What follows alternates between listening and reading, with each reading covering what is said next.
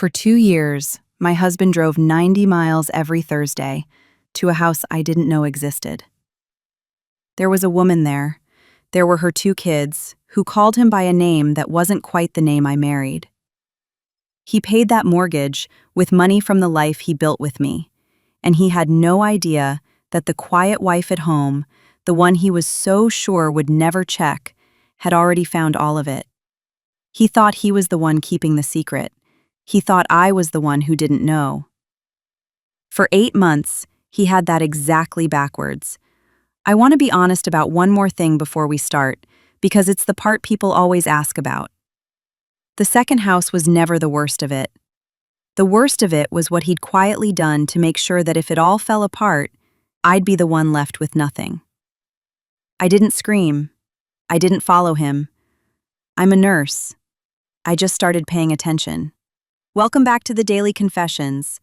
This is the channel for the people who were always the steady one, the one who held it all together while someone else got to fall apart, the one everybody assumed was too tired or too trusting to notice. The quiet ones keep their receipts. This story is built out of mine. My name is Renata Vance. I'm 56. For 31 years, my name has come with the word nurse in front of it. Most of that on a medical surgical floor, the last decade as a charge nurse. I tell you that not because it makes me special, but because it's the thing my husband forgot about me. People think nursing is about kindness. Some of it is, but the real job, the part that keeps people alive, is noticing. A blood pressure that drifts 2 points the wrong way, a patient who's a little too cheerful the morning before he crashes, a chart where the numbers say one thing and the body says another. For 31 years, my whole job was to catch the quiet wrongness that nobody else thought to look at, and to stay calm while I did it. Remember that. It's the thing the rest of this story turns on. I married Doug when I was 26. He was charming in the way that fills a room, and I was the one who refilled the room after he left it.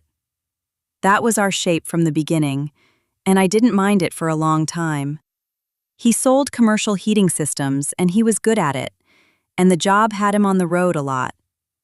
2-3 nights a week, sometimes a whole week if a contract was far out. I worked nights and weekends. We raised our daughter Steph, mostly in shifts, passing each other in the kitchen, and we told ourselves that was just what a hardworking marriage looked like. By the time Steph was grown and out of the house, Doug and I had been together long enough that I'd stopped really looking at him. That's the honest part. You stop looking. You assume the person across the table is exactly who he's always been, because checking would feel like an insult. We had a good life on paper. A paid-down house on Crestfield Avenue, the one we'd raised Steph in. My nursing pension, real and dependable, the kind you can set a watch by. Doug's commissions, which were big some years and thin in others, the way sales always is. And 30 years of my salary, the boring, dependable river of it, running underneath all of it, holding the whole thing up, while everyone admired Doug's big catches. I never resented that. I want to be clear. I loved being the steady one. It was only later, when I understood what he'd built on top of all that quiet reliability, that it started to feel like something I'd been robbed of. I'll tell you how it started, because it started with almost nothing. It started with a piece of paper most people throw away. I'm the one who opens the mail. I always have been. Doug couldn't tell you which company holds our mortgage. That was my department. And I was good at it, the way I'm good at everything, quiet and unglamorous. One afternoon last spring, I was sorting the stack at the kitchen counter, half watching the kettle, and I opened an explanation of benefits from our health insurance. An EOB. If you've never seen one, it's the paper that comes after a medical visit that says, "Here's what was billed, here's what we covered, this is not a bill." Nurses read these in our sleep. I've read 10,000 of them. This one had a name on it I didn't recognize. A claim, processed under our family plan, for a pediatric visit. A child. A 9-year-old, the code said, listed as a dependent on my husband's insurance. We don't have a 9-year-old. Our daughter was 28. Now here's where most people would do one of two things. They'd panic, or they'd march in and demand an explanation. I did neither, and I want to tell you why, because it matters for everything that comes after. 31 years on a hospital floor teaches you one thing above all else. The moment you feel the floor tilt is the exact moment you cannot afford to react. So I stood at that counter with the kettle screaming behind me, and I made myself get quiet. I told myself, you don't know what this is yet. It could be a billing error. It could be a mistake with a name. Find out what's true before you feel anything about it. I folded the EOB and put it in my purse. I did not mention it. And that night, when Doug came home and kissed my cheek and asked what was for dinner, I made his plate and asked about his day. And I watched him, the way you watch someone when you've just learned not to trust a word he says. I didn't know anything yet. But the noticing had started, and once a nurse starts noticing, she doesn't stop. The next day, on my break, I called the insurance company. I am, after all, allowed to ask about claims on my own family plan, and I know exactly how to ask. I gave the name on the EOB and said I was trying to reconcile our records. The representative, bless her, was helpful. The child was listed as a dependent, added 2 years ago, and the subscriber's home address on file for that dependent, not our address on Crestfield. A different address, 90 miles north, in a town called Halevy, that I had been to maybe once in my life. I wrote the address down on the back of a paper towel, because that's what was near my hand, and I looked at it for a long time, and I understood, in the calm, cold, careful part of myself, that I was not looking at a billing error. I was looking at a door. I just didn't know yet what was on the other side of it. I want to stop here and tell you about the part of me that wanted to be wrong. Because I think a lot of you know this part. For about a week, I built every innocent explanation I could. Maybe Doug had a sister I didn't know about who'd fallen on hard times. Maybe he was secretly, generously helping someone, a buddy's kid, and just hadn't told me. Maybe it was identity theft, and my husband was a victim too, and we'd laugh about it. I am not a naive woman, but I had been married for 30 years, and the mind will do almost anything to avoid the simplest answer when the simplest answer is the one that ends your life as you know it. So I did the thing I do best. I gathered information before I let myself believe anything. I started with the calendar because nurses live and die by the timeline. I keep everything. I had 2 years of our shared calendar, Doug's work trips marked in his own hand, and I started cross-referencing. Every Thursday into Friday for 2 years, Doug had a trip. Always the same. He'd leave Thursday afternoon and come back Friday night. He called them his northern accounts. I had never questioned it, because why would I? But now I laid 2 years of Thursdays side by side, and I saw the shape of it. And the shape was not a sales route. The shape was a man who went somewhere every single week, like clockwork, like a man going home. Then I did something I'm not proud of and would do again in a heartbeat. I looked at the money. Not because I'm an accountant, I'm not. I can barely make our taxes behave. But because I'm the one who pays the bills. And I know how to read a statement the way I know how to read a chart. You don't have to be an expert.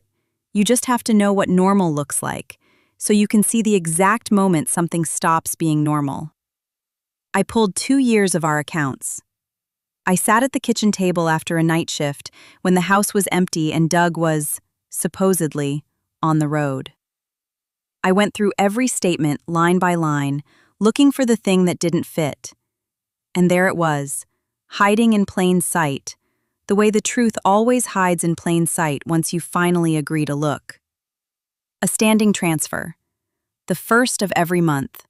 The same amount every time, out of an account Doug controlled, to a payee listed only by an account number I didn't recognize. At first, I told myself it could be anything: a storage unit, a tool lease, some business expense. But it was too regular, and too large, and too exactly the size of a thing I knew the shape of from paying our own bills for 30 years. It was a mortgage payment. He was paying for a house in Halevy. With our money. With the steady, unglamorous earnings of mine that nobody ever admired, quietly rerouted 90 miles north to keep a roof over another family's head. I sat at my kitchen table with 2 years of statements fanned out in front of me, and I did the math a different way than an accountant would. I did it the way a wife does. I added up the Thursdays. 2 years of them. 100 Thursdays, give or take, that I'd spent thinking my husband was in a motel off a highway selling boilers. 100 dinners I'd kept warm and then wrapped up and put in the refrigerator. 100 nights I'd told a neighbor or my daughter, "Oh, Doug's traveling, you know how it is." And every one of those Thursdays, he'd been 90 miles away. In a house I paid for. With a woman and 2 children. Living the other half of a life I had thought was whole. That was the night I stopped being his wife in the way I'd been his wife for 30 years. Not out loud. He never knew the night it happened. But something in me closed a door very gently and very permanently, and on the other side of it, I started to plan. Here's the thing I need you to understand, because it's the engine of this whole story. I never confronted him. Not that week. Not for 8 months. And every part of me that you'd expect to scream, I want you to know I felt all of it. I just refused to spend it. Because I am a nurse, and I had learned a long time ago that the loudest response is almost never the one that helps. If I confronted Doug that night, here's exactly what would have happened. He would have cried. He would have called it a mistake, a crisis, a thing that got away from him. He would have begged. And maybe I'd have softened, because 30 years is 30 years. Or he would have gotten cold and careful. He'd have started moving things, money, accounts, the truth itself, out of my reach, while I was still too shattered to stop him. A man who can run a second family for 2 years is a man who knows how to move quietly when he's threatened. I was not going to give him the warning shot. So I did the hardest thing I have ever done. I went back to being his wife. On the outside. I made the dinners. I asked about the northern accounts and nodded at his lies, and filed each one away. For 8 months, I lived next to a man who had no idea I could see straight through him. And I used every one of those months to do the one thing he never imagined the quiet wife would do. I built the file. I won't pretend those 8 months were nothing. They were the strangest stretch of my life. There is a particular kind of loneliness in knowing the truth about your own marriage, while the other person still thinks the lie is holding. I would lie next to him at night and listen to him breathe, and think, "You have no idea that I know." I would watch him pack his bag on Thursday afternoons, the same small overnight bag, and I'd think about the bicycle dropped in the grass 90 miles north. He'd kiss me goodbye at the door. He'd say, "Love you, see you Friday." And I'd say it back, and mean a version of it I no longer recognized. The moment his car turned the corner, I'd go straight to my file box and add the day to the record. Thursday, gone again, noted. People ask me how I didn't crack, how I sat across the dinner table from him month after month and kept my face still. The truth is, I almost didn't. What kept me steady wasn't patience, it was what I kept finding. Because every few weeks of quiet watching turned up something new, and each new thing was worse than the last. It stopped being about an affair very quickly. Every month I waited, the file got heavier, and the picture got colder. I wasn't just sitting on a secret, I was watching a plan take shape. And I needed to see all of it before I moved. But before I tell you what was in the file, I have to tell you about the part that changed everything. The part that turned this from a heartbreak into something I had to act on. Because if it had just been an affair, even a long one, even one with children in it, I think I might have simply left, quietly, with my pension and my half and my dignity. What I found next is the reason I couldn't just walk away. It's the reason the gathering became a campaign. I found out he'd been getting ready to leave me with nothing. It came together slowly, the way these things do. The first piece was a letter, another piece of paper, because this whole story is made of paper most people would throw away. A refinance offer, addressed to both of us, congratulating us on our recent inquiry about a home equity line of credit on the Cressfield house. The house we owned outright. The house I'd spent 30 years paying down. I had made no such inquiry, which meant Doug had. Think about what that means for a second. He wasn't just spending our income on her. He was reaching for the one thing that was fully, finally ours, the paid-off roof over my head, to borrow against it, to turn my safe, owned home back into a debt. And I had a very strong feeling I knew which direction that borrowed money was meant to flow. 90 miles north. The second piece was worse. I'm the one who handles our retirement paperwork, but Doug had his own smaller account from an old job, one he'd always managed himself. On a hunch, I called the plan administrator, again, as I'm entitled to do as his spouse and the listed beneficiary, to confirm our beneficiary designations were current. They weren't. He'd changed it. 8 months before I ever opened that EOB, my husband had quietly removed me as the beneficiary on that account and named someone else. A name I now knew very well. The woman in Halevy. I sat with that for a long time, because that's the piece that told me what I was really dealing with. An affair is a betrayal of the heart, but changing your beneficiary, pulling equity out of the marital home, rerouting the marriage's money toward an exit you've been building for years, that's not heartbreak. That's a plan. My husband wasn't just living a double life. He was preparing, slowly and carefully, to land that double life softly and let me absorb the crash. He decided somewhere along the way that when this finally came apart, the quiet, steady wife would be the one left holding the empty bag. He had made one mistake. He'd built this careful little plan against the one person in his life who had spent 31 years catching the quiet wrongness nobody else thinks to look at. And he'd done it inside her own house, with her own mail, certain she'd never open the right envelope. He never even knew he'd done it. That was the moment the roll came off. For 30 years I had been the steady one, the one who absorbed, who smoothed, who kept the warm plate ready. I had been so proud of being unshakable that I'd let myself be taken for furniture. And sitting there with that beneficiary letter, I finally understood that being steady had quietly turned into being a target. I was done being furniture. I wasn't going to absorb this one. For the first time in 30 years, I was going to let someone else feel the crash. But I was going to do it the right way, because the most satisfying part of this whole story is that I never once had to raise my voice. The first thing I did was find a lawyer, quietly. I paid the consultation in cash, money I'd started setting aside, a little at a time, from my own paychecks. It ran through an account Doug never looked at, because Doug never looked at the money I quietly earned and quietly managed. He never had to. The lawyer was a woman about my age named Frances Okafor.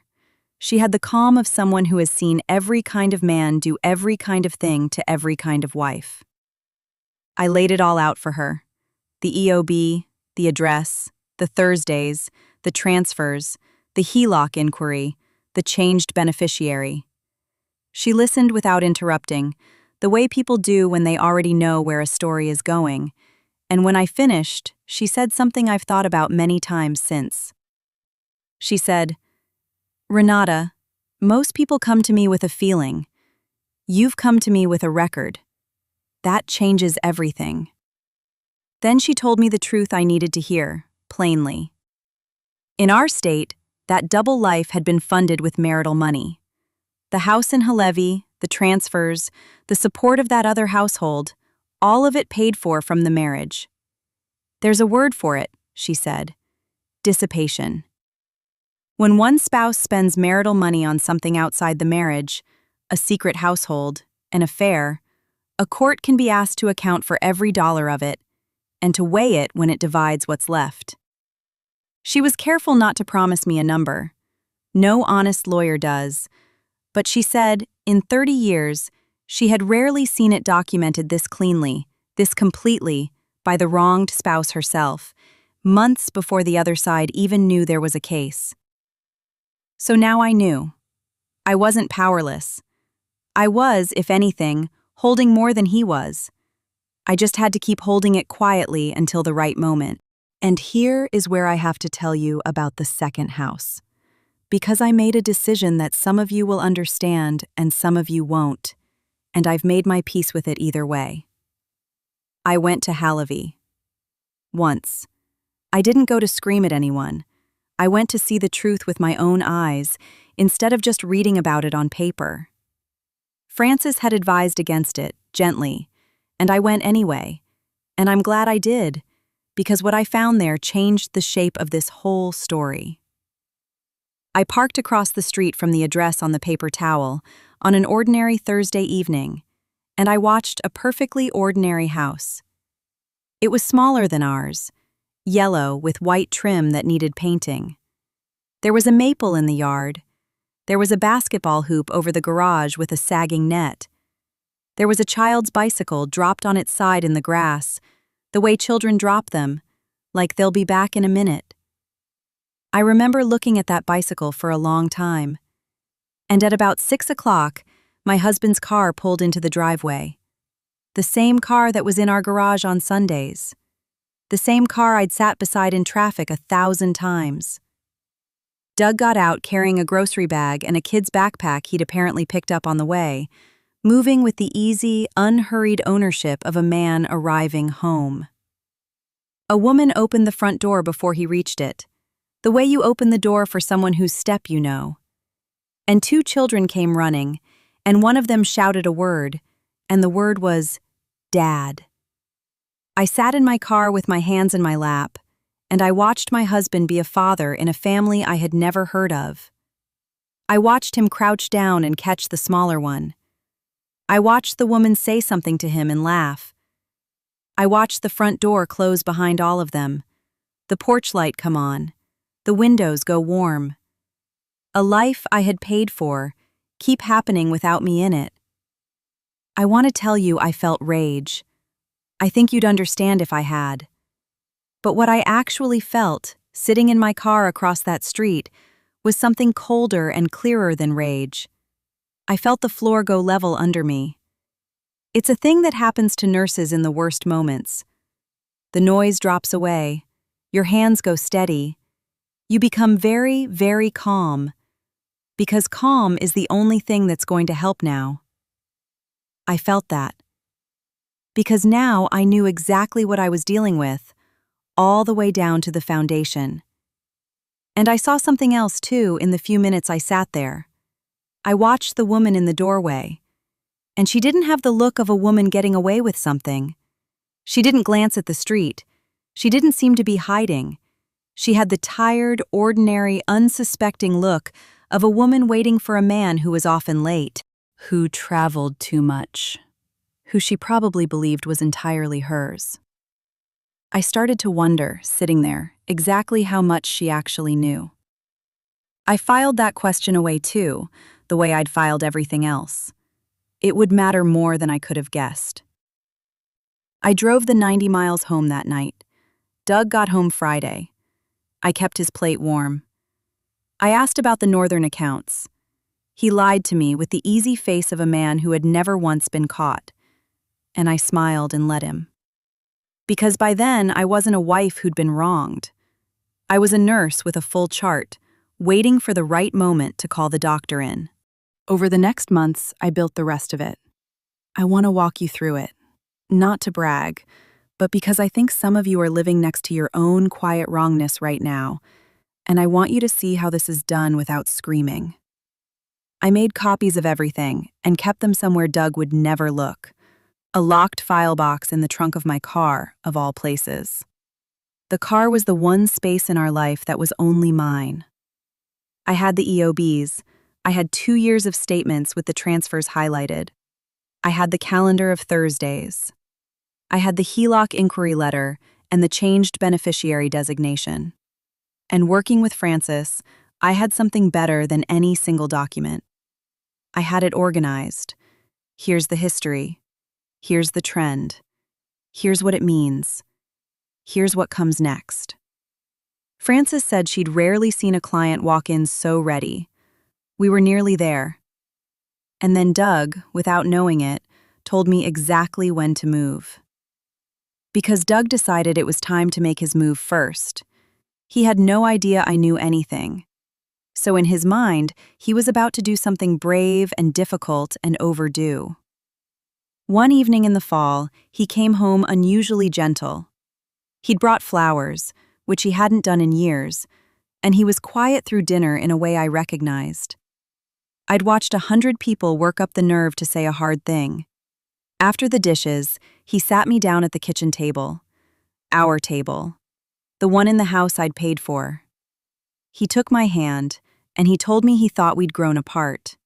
That we'd become more like roommates than husband and wife. That he'd been doing a lot of thinking, and he believed, for both our sakes, that it might be time to talk about going our separate ways. Amicably. Without lawyers, if we could manage it. He said it would be cleaner that way. Easier. He said we could keep it civilized and just divide things fairly between ourselves. I knew exactly what civilized meant. It meant before she found out he had a wife, and before I found out he had her. It meant he wanted to write the ending himself, quickly and quietly. A handshake split that gave him room to slide out of one life and into the other, before either woman could see the whole picture. He had spent 2 years certain that I was the one who didn't know anything, and now, holding my hand at my own kitchen table, he was about to find out he had it exactly backwards. I want to tell you what I did, because it's the part I'm proudest of. I didn't reach for the file box in the car. I didn't lay documents on the table. This wasn't going to be a courtroom in my kitchen, and he didn't deserve the dignity of a presentation. I just looked at the man I'd been married to for 30 years, and I asked him one question, in the same calm voice I use to ask a patient where it hurts. I said, "Doug, before we divide things fairly, should we count the house in Halevy as yours or hers?" I have spent 30 years watching the exact moment a person's body understands something their mind hasn't caught up to yet. I know that moment better than I know almost anything. I've seen it on the faces of people getting the worst news of their lives, and on the faces of the people who love them. There is a specific sequence to it that never changes. And I watched that whole sequence happen to my husband across our kitchen table. His face did 3 things in 2 seconds. First, it didn't understand. The words went in and found nothing to attach to, and he almost smiled, the way you do when you think you've misheard. Then it understood, and the color went out of it. Then it tried desperately to climb back up to not understanding, the way they always do, because the not understanding was the last safe place, and he could see it closing. His hand went slack in mine.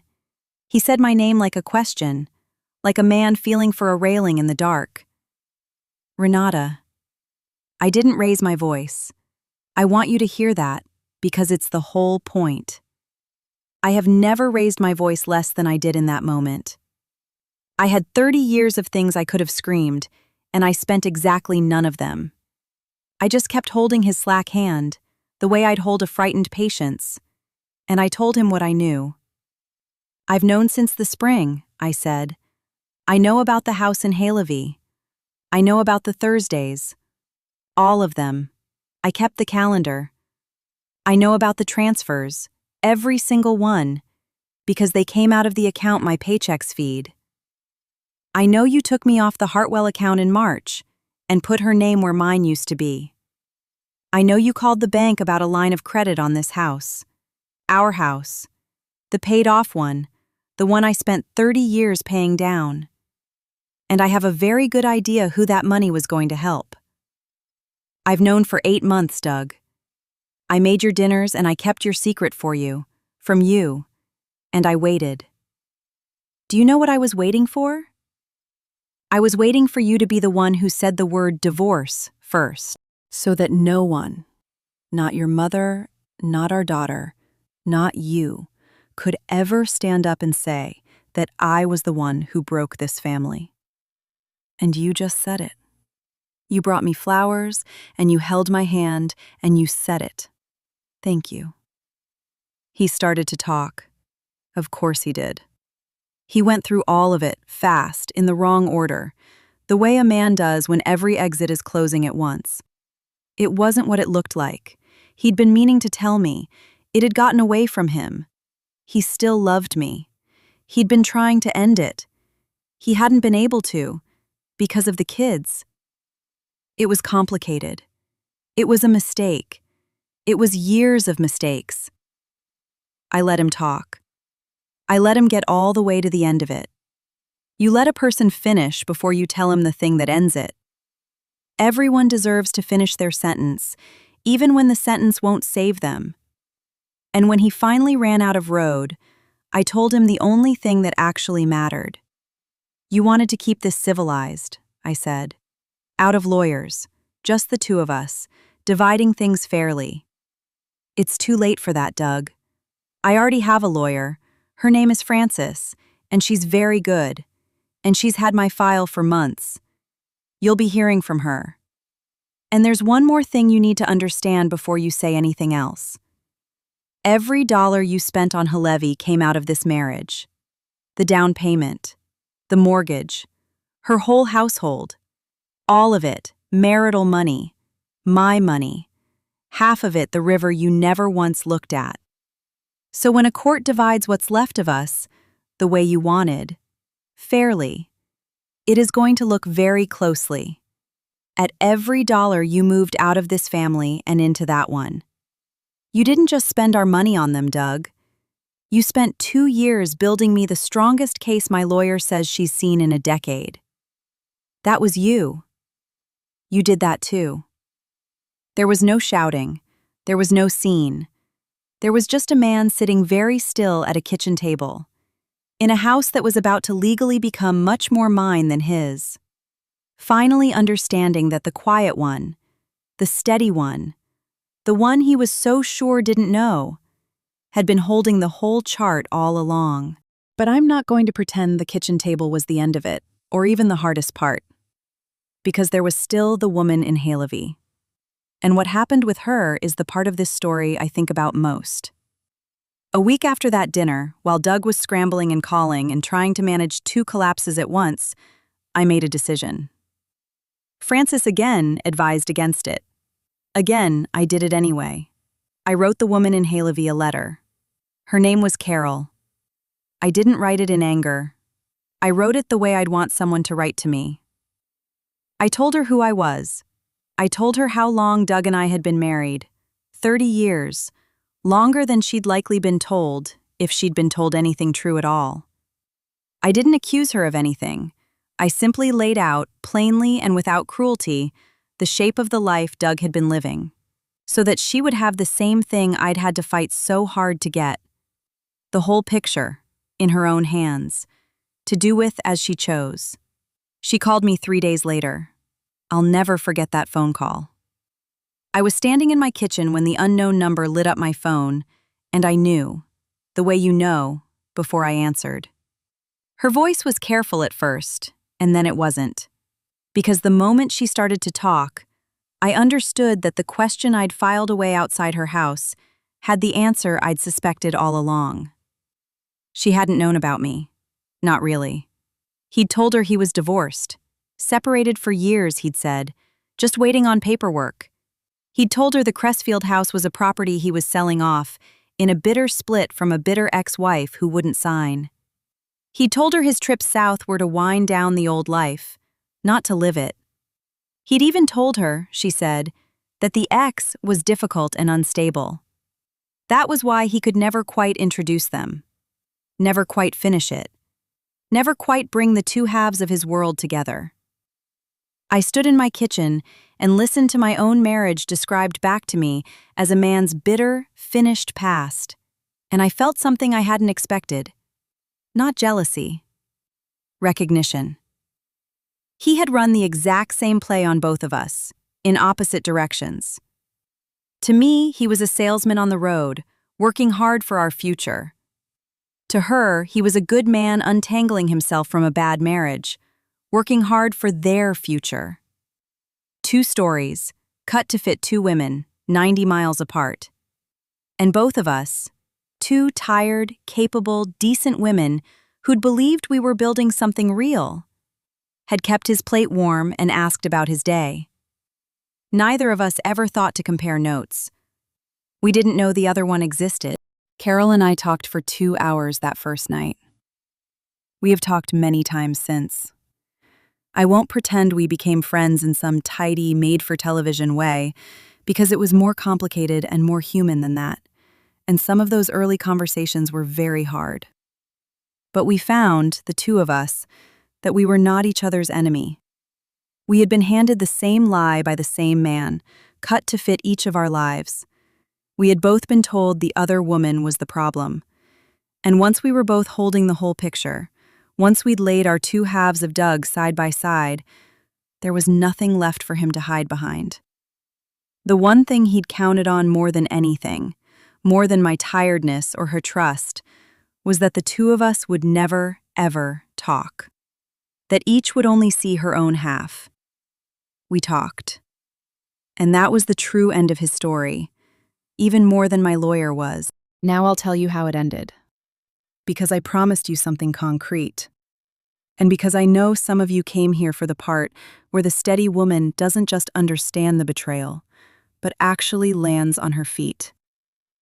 The divorce was not quick, because Doug, once he understood he was cornered, did what cornered men do, and fought the math for a while.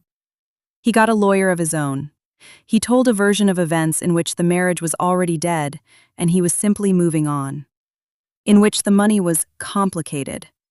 In which the second household was a tragedy that had happened to him, rather than a thing he had built with his own hands, month after month, transfer after transfer.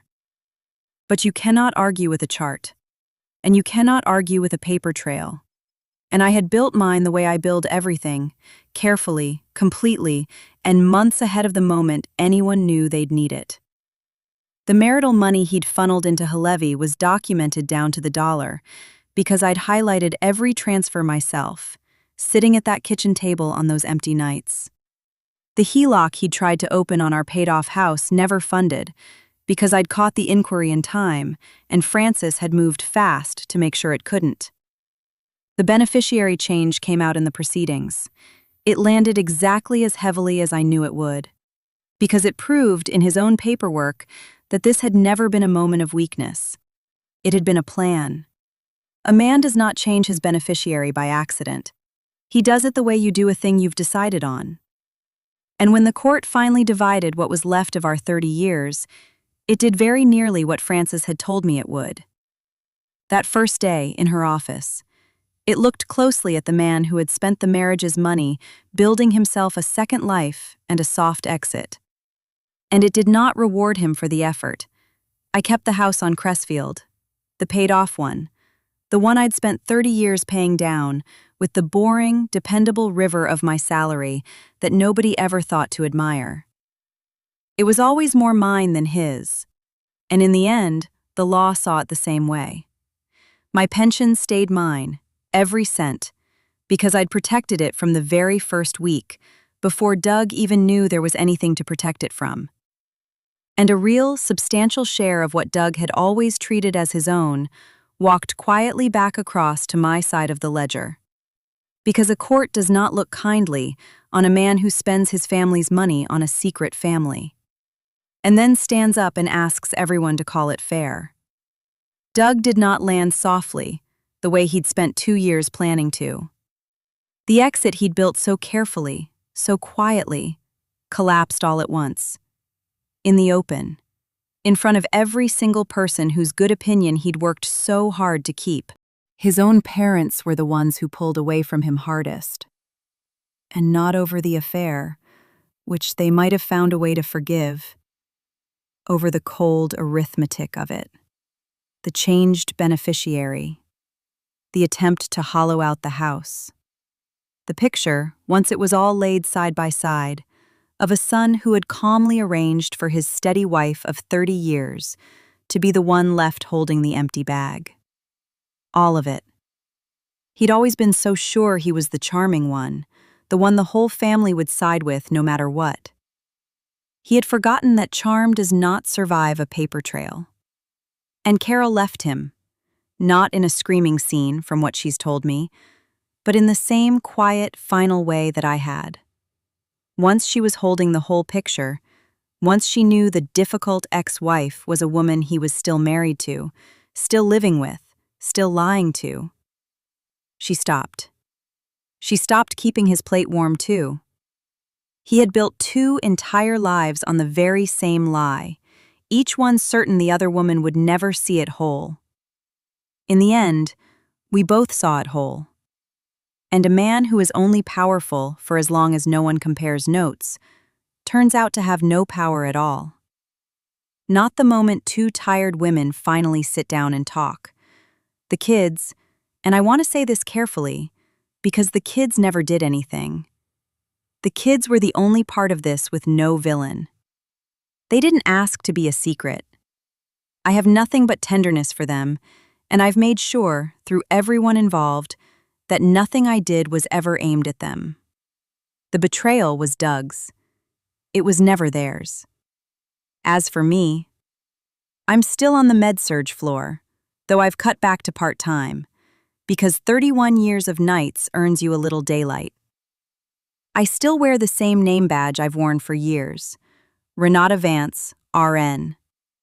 It's a small thing, but it's mine, and it was never up for negotiation. I sleep better in that house now than I have in years, which surprised me. I thought the quiet would feel like loss. It feels like rest. There's a maple in my own backyard, planted the year Steph was born. It's taller than the house now. Some evenings I sit under it, and I don't keep anyone's plate warm but my own. Here's the thing my husband forgot about me. He spent 2 years certain I was the one who didn't know. He built a whole second life on the bet that the steady wife was too tired, too trusting, too busy holding everything together to ever look up and notice. He forgot what holding everything together for 30 years actually makes you. It doesn't make you blind. It makes you the person who sees everything and says nothing until the moment it counts. He thought he was the one keeping the secret. I'd known for 8 months.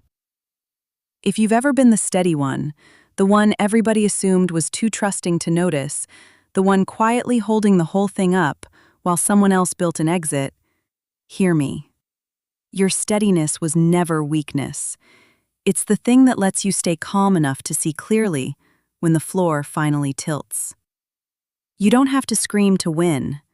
Sometimes you just have to notice, and keep noticing, and wait for the right moment to say what you know. If this reached something you've carried, tell me in the comments, and subscribe. There's a new confession here every day, and I'll see you in the next one. Thank you for sitting with me to the end.